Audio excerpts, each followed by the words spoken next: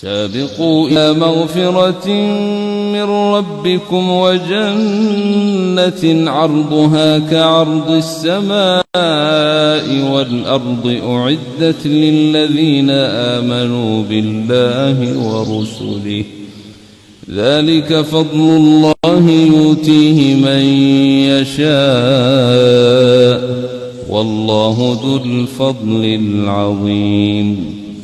ما أصاب من مصيبة في الأرض ولا في أنفسكم إلا في كتاب من قبل أن نبرأها إن ذلك على الله يسير.